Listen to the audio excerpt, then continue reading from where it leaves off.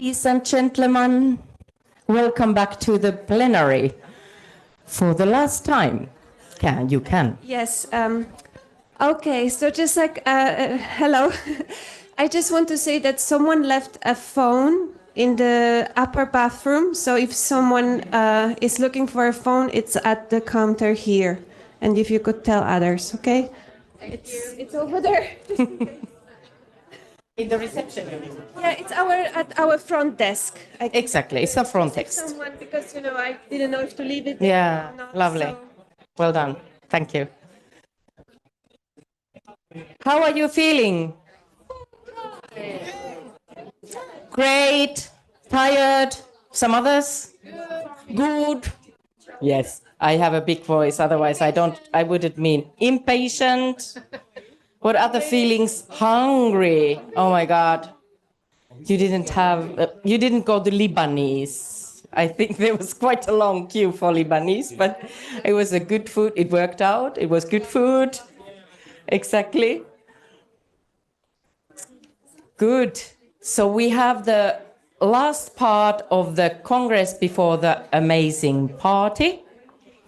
And the idea of this is to get a little bit you to talk about the things that, well, you have, or some of you have suggested. So the topics I have picked for the next activity are what you have been writing on the whiteboard and on the flip charts. How many of you know what I mean when I say learning cafe? Or world cafe? Yeah. So there are, yes, and there are different kind of approaches to them. So that's why I was thinking that maybe best to describe a little bit how it works today. So first, I don't think this will take more than 5 minutes, more or less. And then there, on the back of the reception, around the tables, there are 8 different places with each one their own question. Or mostly, actually, they are not questions. There may be a claim or a worry or a comment. And it's very open. So you go wherever you want to go. You stay there as long as you want to stay. You can stay with one topic the whole time. If you feel that this is important, you want to have a real impact there, you want to involve with discussion with that topic. If you want to peek into another group, you just go and peek into another group. No problem. So if this almost always happens that one of the topics is very popular, other do have very few people, it doesn't matter. If few people are interested in that topic, go ahead. But we can also close one question and make 2 groups over bigger groups, etc. So it's very flexible in that sense. If you want to be rebellion, you didn't have time to think your interest or question, you can form your own group. Okay? But please stay in some topic that you can share with us here. Because in the end, the idea is that these discussion groups are something that kind of, if not summarize, at least they bring some topics and themes that have been important for you during this Congress. The way it is done, the contents we have had, or the contents we haven't had, which has been missing. So the idea is that when you come here, each group is presented in some ways. So we get kind of glimpse of all the discussion before the formal closing, so to say. There's a flip chart that is called flip chart. It sounds so strange. But anyways, I think flip chart, 8 flip charts all have the team, but they have also a person, our lovely Congress assistants, who are there ready to write the comments and themes on the paper. So the ones who come later can a little bit look there. Okay, these kind of themes have discussed already. And then they can read the results here or present the results there, but any one of you can take over. And then just please, if you feel that this is my topic, or if you just feel that we're poor student, like present before the 80 people is not the easiest task always to do, I can do it for her. Or I want to give an opportunity to her to do so. I mean, what way? Anyways, you can also offer to take the lead of the group. That's what I'm saying, actually. Is there something else I should do? Yes, that's the next one before we go. But of the methodology, you kind of, have you questions about it? No. Good. I'm going around all the time, so anyone who looks lost, I go and talk to. Anyway, so there are the topics. Number 1, learning as an organization out of challenging situations. I have put it number 1, and when we come back, we will start number 8 and then come number 1. So that is kind of an overarching theme as well, because this is an organization that is interested in not only training and teaching, but also, and primarily, I would hope, of learning. And that's what is also kind of responsibility of the organization or us as members of the organization to do. Second, the art of intervening. And with that, I mean that there have been, during the Congress, situations that people have commented, I would have liked to say that. But there has been kind of a difficulty. Okay, how should I actually take that as a participant or maybe a person who felt that this didn't go well in my part? How can I say about that without, in a ways that is constructive and it kind of teaches every one of us something? So that is second one. And then third one, when harm is done, what do we do? How do we respond in individual level and as an organization? And more specifically, in the context of this theatre congress here in Lille.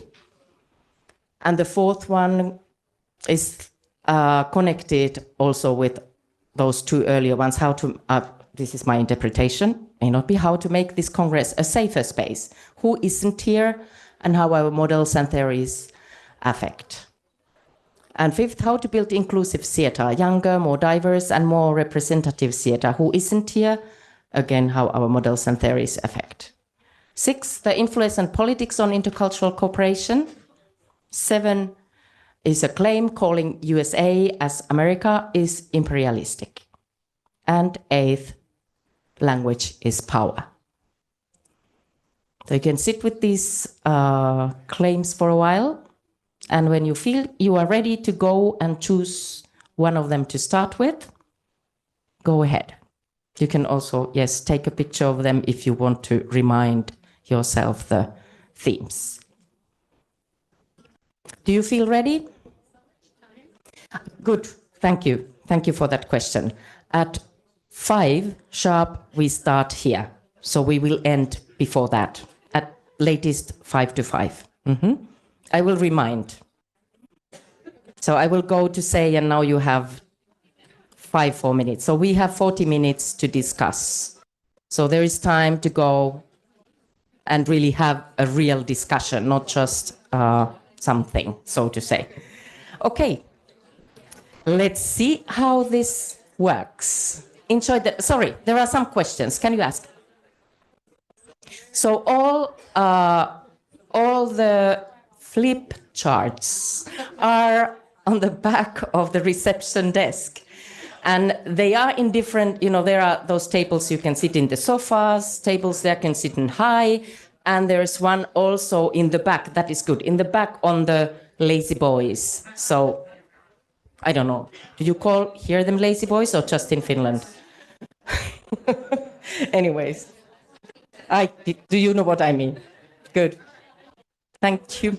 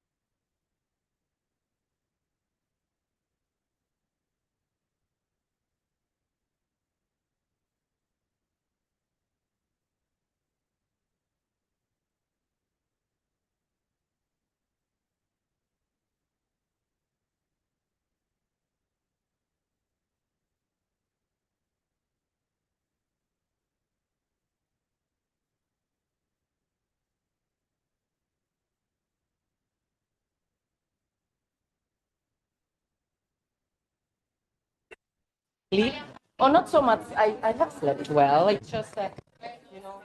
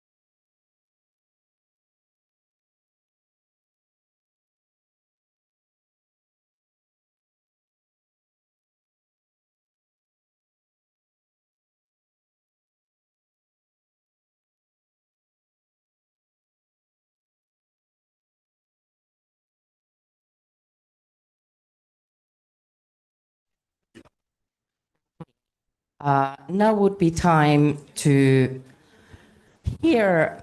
I was so happy to see very engaged discussions around the topics. And as I know, mostly one or sometimes two topics gets aside. So we are not going to handle that question because there was really not a discussion, only it started when we started to came back. So I think that it would not be fair to have the number. Could we, Steve, still have the titles here? Steve, could we have the titles on the board? Thank you. So let's start with number 8, which was the language one. And as I said, it will be 4 minutes maximum for each one. Who is bringing the language one? That's you, exactly.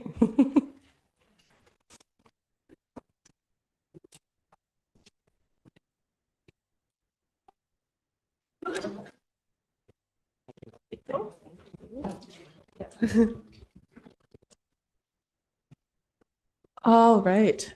So for our discussion, we had language's power, or la langue, c'est le pouvoir. So we started off very general, talking about power behind labels and being labeled. Thank you. And similarly, lack of language leading to disempowerment or unempowerment. We then talked about native speakerism. And we talked about it in the context of slowing down the dialogue when giving it to non-native speakers, and using English as a power tool. Since we're at a multicultural conference, we brought it towards that. So we talked about how CIATAR Europe could have benefited from multilingualism in the conference or in sessions. We talked about how it's important to be mindful and moderate through silence while translating for people during these sessions. We brought up the idea of intercomprehension, which is allowing multiple languages in discussions, and how that could be an interesting means of implementing multilingualism. We talked about how we could incorporate tools of translation to be more inclusive and accessible. We brought up the example of using sign language.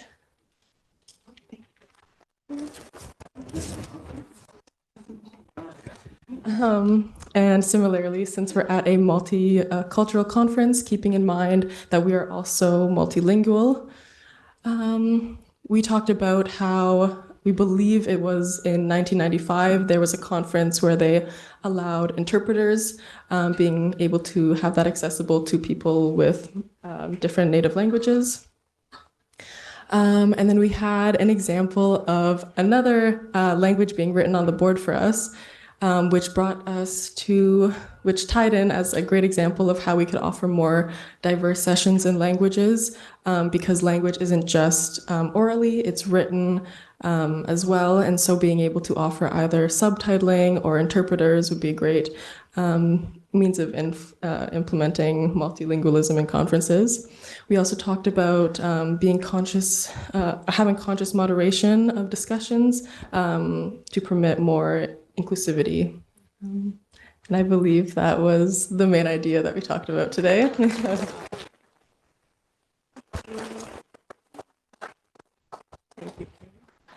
That was a rich discussion, one can see. As I said, one topic, that number 7, there wasn't a group discussion about that, so we skipped that. So next one is the influence of politics on intercultural cooperation. Who is the one? There you go. Okay. you are the flip chart, but it just doesn't have the, yeah. I hold it. Thank you very much. Okay. So the influence of politics on intercultural cooperation and vice versa. We had a complex group, and then we had some agreement, but also lots of disagreeing opinions. So I'm trying to represent everything that was said. They influence each other. We also said towards the end that politics are coming out of different countries, different regions, different cities, different legislations. They become laws. And those laws may dictate, for example, what is legally defined as hate speech. And those laws therefore influence whether or not groups can be legitimately intercultural or whether there's a tendency towards separation, what is considered illegal and unacceptable. Some people said that the Setar values could be the guiding light. Who can we let into Setar? Vincent, who's here somewhere, was in our group, shared with us an example of a Congress in Trieste when the war was going on, Serbia, Kosovo, Bosnia, etc. And there was a lot of discussion who should be allowed to participate, who should not participate. I didn't think there seemed to be a clear conclusion, but we might have similar situations happening today. Who should or should not participate in the Olympics? Should everybody be allowed to participate? Should it be inclusive? Should there be a legitimate reason to exclude some people?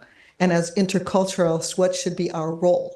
There was disagreement here, but I think to give credit to all of the opinions stated, some people said that the environment should allow diversity, but if some did not respect diversity, for example, in a championship European football game, soccer game, people were shouting racist slogans from the stands, and that's illegal in country X, then maybe those people should be excluded from the next football games. And others of us said that if there are people, we use the example of racism to avoid more controversial topics, that it would be, some of us felt it would be useful to have people who were adamantly racist together with people who were anti-racist and have a calm discussion without violence, without yelling, just understand the other person's viewpoint. I always believe that you can learn from somebody who has a very different viewpoint than you. Many years ago in Washington, D.C., I used to ride the subway and enjoy talking to Republicans sitting next to me because I learned something new and I had a different viewpoint, but we had a respect and peace. It's a little bit more difficult these days, if you know what I mean. But I do really believe you can learn from somebody and they might learn something from you. Some other people in the group were along my line. We need to appreciate other people's differences and allow them in. We need to create a safe place where everybody has a voice, a protective place, a sacred place. So even if my country, and I among my 4 passports, I have a U.S. American passport, mea culpa, sorry about that. And I really believe my country has wreaked enormous harm among many people inside and outside the country. But I think that if we can talk about that and include people and admit that, and we be together in the same room, we might be able to solve more than we just all go to our own separate corner and stay separate. We are interculturalists. So we should be the ones perhaps bridging, helping people to bridge, creating face-to-face contact where possible, and create this safe place. It does have its limits. I know there are some places where people say, okay, it's illegal, or some people are going to have to start shooting, and that's illegal in most countries. Okay, thank you very much. Got to my note. Thank you, Stefan. Thank you. Yeah. And one can imagine that politics brings controversial topics or opinions. Now we actually continue from this. You said about safer or safe spaces. That comes next one after this one. But first, number 5, how to build inclusive theater. Thank you. Hello, everybody. One of the things we talked about was connecting with other sitars, especially young sitar. That was something that we noticed has quite a big gap. We also had a fair bit of discussion aimed at attracting researchers and educators. We've started with that a little bit. There was a great panel discussion on intercultural nuances of the staff at London's King's College. Expanding on things like this is a good way to bring academics and professionals together.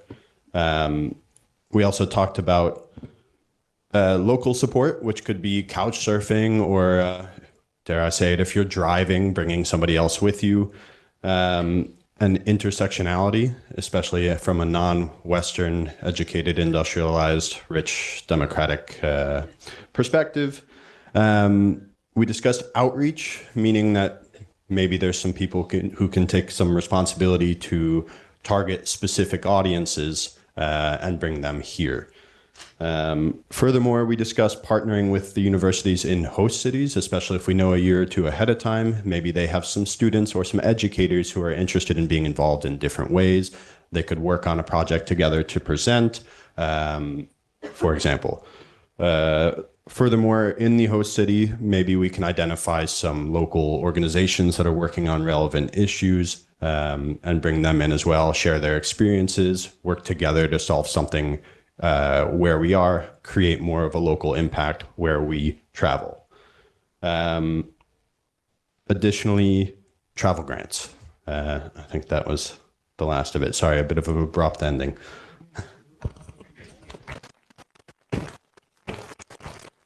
Thank you very much. It's very important part of that one.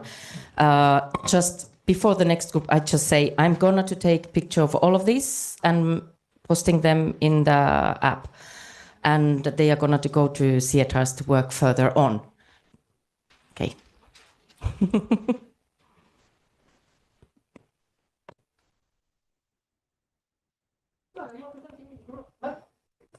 Thank you. I'm representing group number 4, and we had the questions how to make this Congress safer space, who is not here, how our terrorism method impact. And I was trying hard not to present alone or to ask, to invite somebody else to present, because as a theater dinosaur, I think could make space for others, but okay. So we had 1, 2, 3 questions. Number 1, and I think the first thing was to listen. And people had the opportunity to share that, hey,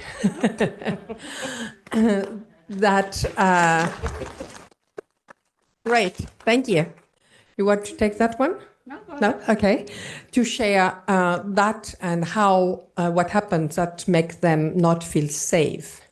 And also how we felt to not feeling safe or to experience the situation where others did not feel safe.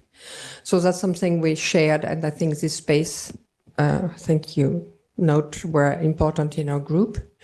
And so that was number 1. Do you want to take some of the solution we had for them, Charlotte? We were only women. Yes. In that workshop. This is something interesting to address. And we said that there was a lot of mansplaining during the workshop. A lot. Congress. And during the Congress, and the introducing event was really problematic. So there is a need for theater to address gender issue, LGBTQIA+ issue, and really to address them like something importantly, and also racial issue, because there were a lot, we shared our experience and we observed live a lot of microaggressions since Tuesday, and this is not acceptable. So there must be a lot of change for the Congress in 2026. And it could be to have a safety team.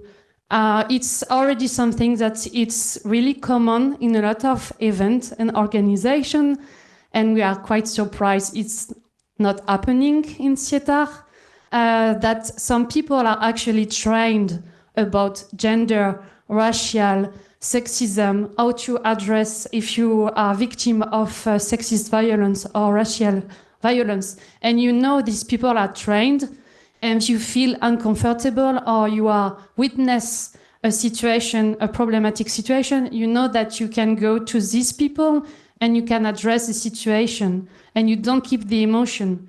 Because we also felt that the space we had now, it was needed maybe to have it like every day. So also to have a space at the end of every day to address critical incidents or just how you feel.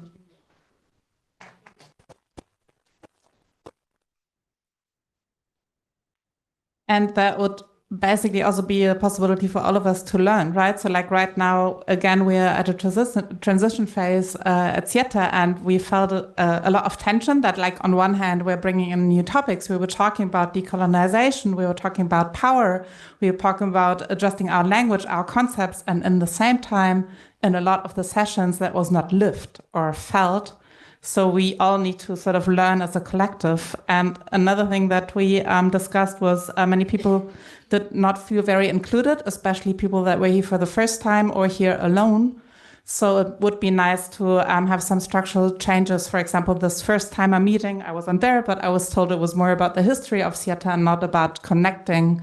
There's no sort of buddy program. There's no possibility to join groups of colleagues that have known each other for a long time. So it might be nice to have the chance to sort of get into there, or have chance for dinners that are, or lunch breaks that are sort of outside of your normal groups. Am I forgetting anything? Yeah, and in the panel, so basically the keynote speakers, most of them, all of them were male, except of the last panel that was a mixed group. Yeah, we already know there was a woman that got sick. Two women. Yeah, okay, 2 women. So there was the effort. But again, right, the opening speech and so on, to have like 5 white male on stage did not feel okay. And yeah, generally sort of in the panels to just make a bigger effort to make them more diverse and more inclusive. Thank you. Thank you so much. There comes a lot of things, food for thought, how we do these events next time. For all to learn, we are going there, number 1. And now the 4, how to make this Congress 3. No. Yes, 3, sorry. Thank you.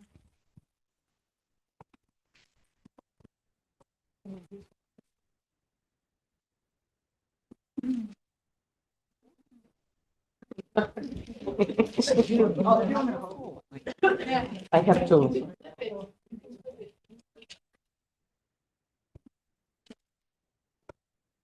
Hello. We do it together a little bit. Yeah, I think maybe building up on what the group before us said, we're here together with a super diverse group of people, and things I think have happened at this conference during those days. And I think we came to kind of the most important thing. If something happens and you are the one who caused another person to be triggered or be harmed, reflect on what happened and why that happened. So reflect on your behavior and impact on others. And I think that puts more responsibility also on people who belong to the majority groups, who belong to the norm, etc. Yeah, I think that's really rule number 1, to reflect on yourself and what can we do to prevent it? How can we learn from it? Yeah, would you like to continue? We'll do all 3 and then we'll do with the background. So these are our 3 summary points. The second one was the role of the moderator in the group is really important. And what we found is that in some of the groups, when things happened or someone really wanted to talk about something, it railroaded a discussion. And there's people who've put a huge amount of effort into their presentations. And it's also just how do we hold the space for the purpose of the session as well. So it's that balance. So the role of the moderator, rather than just assuming that people will just come and talk, but making sure that there are guidelines for moderators, and for all of us, that day one, there's something, and it's not strictly rules necessarily, but principles and protocols and practice for dealing with what comes up, because as interculturalists, this is what we do. This is our life. If we can't manage inclusive processes and disagreement, how do we do our work? So this is a practice experience. And and regular reminders and reinforcement around those principles and protocols, looking out for one. Now, and then this third one is looking out for one another. So again, it comes back to this reflecting on your behaviour, and that this is the practice of interculturalism, is how do we support one another in this process, and it's that self and situational awareness of what's going on around us. We did also talk about self-regulation, that sometimes we don't know what's going to trigger other people, and it's not necessarily possible to always stop that happening because everyone has diverse lived experience, and we don't know what the layers are until something comes up, and we might not know what's going to trigger us until we're in a situation. So to actually, as much as possible, and recognizing sometimes it's not possible, but to step out, to reach out to somebody, to get some support, step back. And this, it's interesting, this builds on the previous as well, around a space to share, dialogue, debrief, engage if things do come up. So if they come up, it's not a gossip over coffee or a reach out to a friend or a try to make yourself feel better somehow, which doesn't always work. So should we just go through a couple of the... We had a lot. I don't remember everything.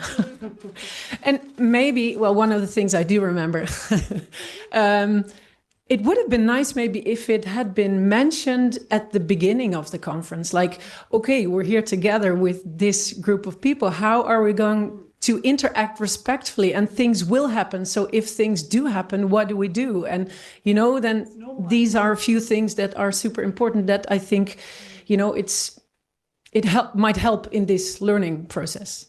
Yeah. And this is the thing, is we thought this is a learning process and it's an incredible opportunity. And this is where we learn the most, is when we get uncomfortable sometimes. So our work is about dialogue. So we need to share and listen to diverse perspectives. Yeah, some language around boundaries and psychological safety, moderation skills. So that is a skill. Oh, yeah. So where do we take topics offline? Because if things come up in the session, we can't let it all just happen live in the room, but we shouldn't necessarily totally shut it down. So is there a place? We flag things to be discussed somewhere else, and where is that somewhere else? But there needs to be a space for that somewhere else. And we need to expect this.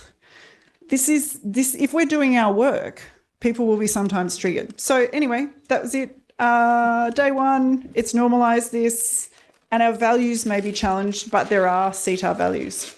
Thank you.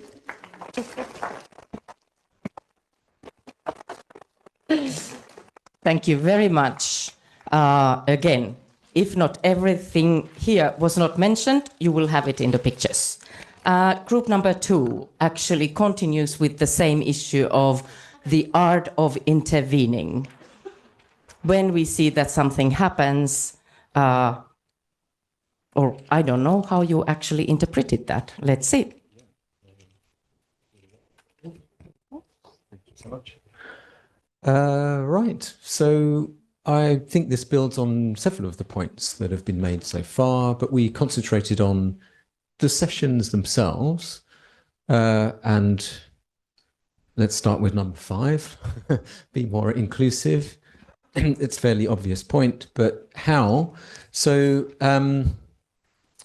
like the previous conversation point, yeah, you know, should there be more well-established ground rules about what happens, especially in terms of the kind of code of conduct for interactions within the sessions? It might be good to clarify that, and I think that, yes, of course. Sorry. Yeah, very similar to the previous group. Maybe we can clarify that a bit and get the presenters to make sure that they are including everyone's voice. I think there were 2 very strong ideas that came out in our discussion. One was about allowing enough time for people to express ideas. So we talked about, sorry, it's here, gaps and space, and maybe we found a lot of the sessions were rushed. And the reason was because people obviously had questions to ask, but there was maybe not enough time built into the lesson plan or the session plan to allow discussion questions at the end. So maybe we should say, if it's 90 minutes, plan for 60 minutes, then you have a buffer for question and answer. And then if you finish a bit early, then that's fine. But otherwise, it gets very rushed. And a lot of the sessions didn't actually, or left a lot of stuff until the last 5 minutes that we would have liked to have got to earlier. So there was a bit about that. And if we allow a bit more gaps and space during the sessions as well, for those who are maybe a bit more implicit, a bit more passive in their communication style, and make sure that the presenters themselves are looking for opportunities to invite everyone, not just the loudmouths, not just the native speaker loudmouths to, in effect, dominate the session, which we know can happen. Because it's easier for us native speakers to express our ideas, isn't it? And then another idea we had, which was just a practical one, about allowing more anonymous questions. So in order to open up the discussion. But I think several of the sessions I went to tried to do that, which is great. But, you know, it's a space we can refer back to. It could be a Padlet, it could be a Mentimeter, or whatever you want to use, but the use of technology to encourage full participation, offline, asynchronous maybe, that you come back to later. So that was an idea. And then the other interesting discussion we had, which we tried to sum up, was the kind of discourse in some ways of giving feedback and of criticism. One of the members of our group felt that there were cultural differences in the openness to feedback. Basically, it was, if you're in a French environment, then there's a higher expectation of more direct, critical feedback and no softener or sweetener. But that is part of the discourse, and that should be understood. Whereas in other environments, it felt like that would be seen as a bit problematic or confrontational. So it was to try to move away from the linguistic cultures, basically of English, as the person put it, of not being open to a more critical feedback coming in the session. So that was interesting. And I thought another thing we didn't put down was to establish the openness for feedback during the session for each type of presentation, so that you had some deep dive session, which is maybe more theoretical. And in that sense, maybe you wouldn't challenge so much. But then in another session, it might be more open because it's a workshop. And that was it. We talked about a lot of stuff and tried to make it as practical as possible. Thank you. Merci. Thank you very much. And last but not least, so we think, Kirsten, that you are now summing up everything nicely and packaging. No, that's not true. But you can see that this builds up and challenges us to both look at us and the organization. Learning as an organization of challenging situations. Right. What would it be? I didn't plan to do this. I didn't plan to be the last highlight of the conference, but here I am. Can anybody understand me okay? Yo, good. Okay, so we discussed learning as an organization from or out of challenging situations, and I think it sort of really relates to what was said before. And we didn't just look at theater, we've discussed it in general, but I would like to bring it back into the theater context. So the first thing we discussed was actually how to reach organizational learning, not only the individual. We can all go home with these criticisms and feedback and say, yeah, I need to do that more, maybe I should do that more.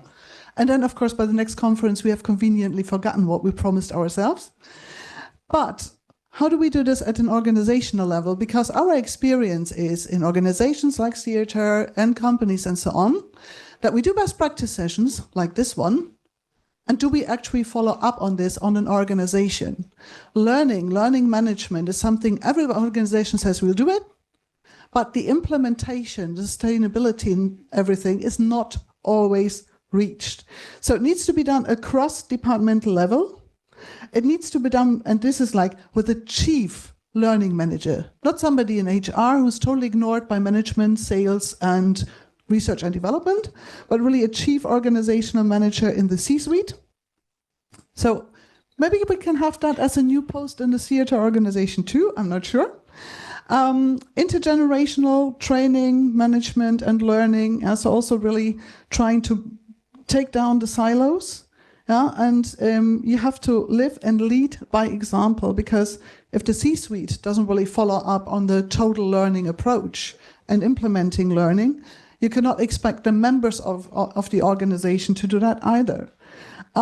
We also think that, I think theater has a good limit on its number of values, but we often see that organizations try to reach too much in very short time, so fewer values are actually easier to follow up on. And what we think is, and I really, really hope, this was not agreed in the group, but I just say that, I really hope that this is happening, that we really learn from faults and failures and allow to do that. And in an institution like theater, in an intercultural organization, I do not want to be stereotyped, I do not want to have microaggressions, and I would really like to bring back a buddy and mentor system for the first-timers. I apologize to every first-time I didn't have a chance to talk to. Thank you.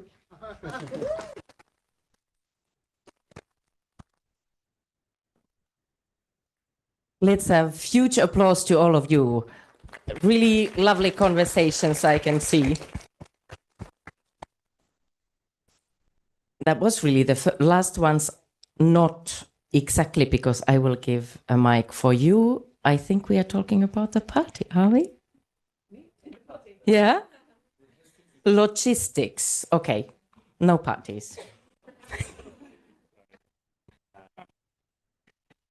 Yeah, I've been told people enjoy how I talk about boring logistical stuff, so I'll just keep on doing that. So tonight is a party. The party will include food. So if you had planned on eating before, don't, because there's free food here. It's not free, you already paid for it, so don't pay double for the food.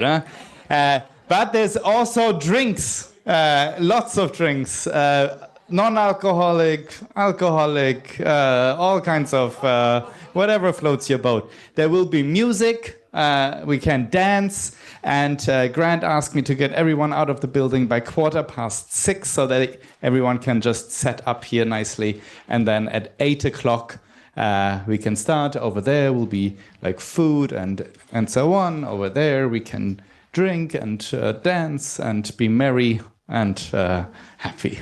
And with that, the last word of this Congress to the chairperson of the steering committee that shipped us through this storm of making this thing happen.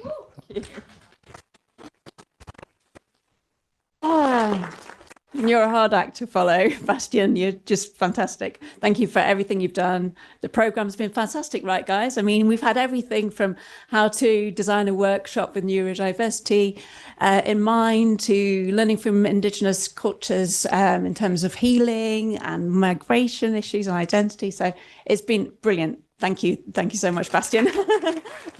And to all the speakers and everyone who helped. And talking of people who helped, I have to thank Charlene and all her amazing volunteers. Thank you so much, guys. Thank you. I mean, setting up the Zoom link, setting up the rooms, you've been amazing. Please, go on. Thank you. Thank you so much.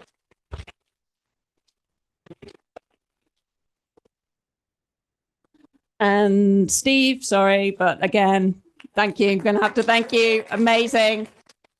The app, hasn't that app been brilliant? You know, there's the little QR Zoom, the QR codes, connecting with everyone. It's so exciting. I love tech, things like that. So thank you, Steve, for everything. We couldn't have done it without you. Grant, where's Grant? Has he gone already? Oh, well. I wanted to thank him again because he's on site here and I think he's been living in a sleeping bag under his desk for the past 2 months, you know, making sure that everything's in place. He's been brilliant. And, well, Nadia, obviously, communications, you've been great. Thank you. Thank you so much. Wonderful. And Adrian and Christine aren't here either. I was going to thank them. And also there was talk of inclusion and scholarships. And I'd like to say, Mentor's been amazing at getting money from sponsors, and we have got a bit of money left for a scholarship for the next Congress. So that's something that we want to bring ahead and build on and really make it inclusive for everyone and help, because we know money is an issue. So is Grant there? There he is. There he is. So thank you, Grant. Thank you. Thank you for everything, Grant. You're amazing. We will also just send out a feedback form on Noonify. So if you could just give us 5 stars, that'd be great. Yeah, thanks. And I'm not going to hold you much longer because I know Basti needs to get to hair and makeup for the party. So on that note, thank you all of you, because we've been working on this for a good 18 months or so, and we would have had fun on our own, the 10 of us, but it's been more fun with you guys here. You've been brilliant. It's been wonderful to see you all, and thank you for making it so special. Okay, thank you.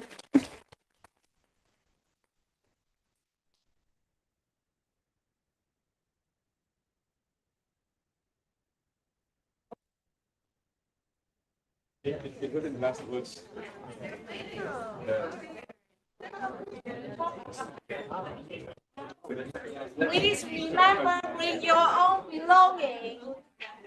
Don't forget your belongings. Sorry.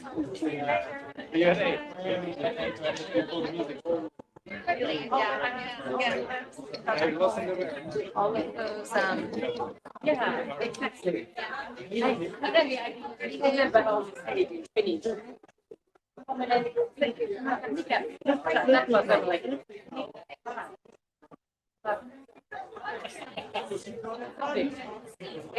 I know it's but